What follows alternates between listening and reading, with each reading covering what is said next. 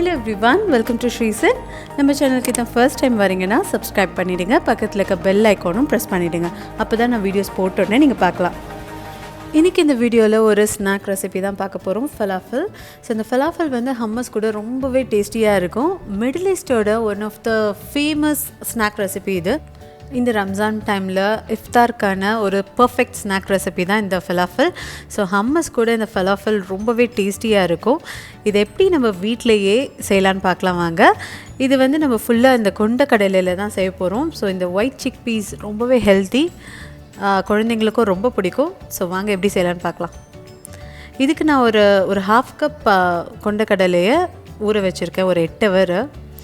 ஊற வச்ச கொண்டக்கடலை நம்ம ஸ்ட்ரெயிட்டாக அரைக்க போகிறோம், வேக வைக்க போகிறதில்ல. ஸோ இது கூட வந்து ஒரு வெங்காயம், அதை கட் பண்ணிக்கலாம். கொஞ்சமாக கருவேப்பிலை, பச்சை மிளகாய், பூண்டு, இது எல்லாத்தையுமே ஒரு மிக்சர் ஜாரில் போட்டுக்கலாம். வெங்காயம், அதுக்கப்புறம் கருவேப்பிலை, கொத்தமல்லி கூட நீங்கள் போட்டுக்கலாம். அதுக்கப்புறம் கொஞ்சமாக காரத்துக்கு ஏற்ற மாதிரி பச்சை மிளகாய், பூண்டு ஆட் பண்ணிக்கலாம். இதெல்லாம் ஆட் பண்ணிவிட்டு இது கூட ஒரு ஹாஃப் லெமனை நல்லா ஸ்குவீஸ் பண்ணி எடுத்துக்கலாம். நெக்ஸ்ட்டு ஒரு 1/4 ஸ்பூன் மஞ்சத்தூள் ஆட் பண்ணிவிட்டு ஒரு 1/2 ஸ்பூன் மிளகாத்தூள்,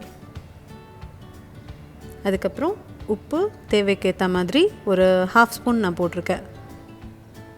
நெக்ஸ்ட் ஒரு 1/4 ஸ்பூன் சீரகம், இதை ஆட் பண்ணிக்கலாம். நெக்ஸ்ட் ஒரு 1/4 ஸ்பூன் பேக்கிங் சோடா, இதையும் ஆட் பண்ணிக்கலாம். இது எல்லாமே கொஞ்சம் கொஞ்சமாக தண்ணி போட்டு நம்ம ஒரு பேஸ்ட் மாதிரி அரைச்சிக்க போகிறோம். நான் ஒரு 1/2 டம்ளர் தண்ணி போட்டிருப்பேன். ஸோ தண்ணி போட்டு அரைச்சிட்டதுக்கப்புறமா நீங்கள் பதம் பார்த்துக்கோங்க, அதுக்கேற்ற மாதிரி அரிசி மாவு ஆட் பண்ணிக்கலாம். நான் இப்போ ஒரு 2 ஸ்பூன் அரிசி மாவு ஆட் பண்ணியிருப்பேன். ஸோ இந்த மாதிரி நம்ம கையில் பிடிக்கிற மாதிரி பதத்தில் இருக்கணும்.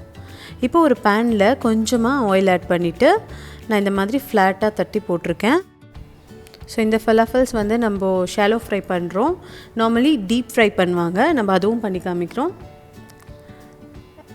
இந்த மாதிரி எல்லாம் தட்டி போட்டுட்டு நீங்கள் திருப்பி போட்டுக்கோங்க. ஸோ 2 சைடுமே நல்லா கிறிஸ்பியாக ப்ரௌன் கலரில் மாறணும். இந்த ஃபலாஃபல்ஸ் வந்து பீட்டா பிரெட் கூட வச்சு தருவாங்க இங்கே, அந்த ரொம்ப டேஸ்டியாக இருக்கும் அந்த ரெசிபி.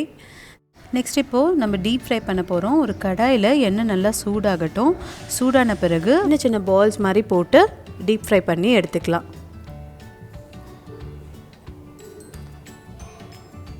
கையில் எண்ணெய் படாமல் பார்த்து போடுங்க.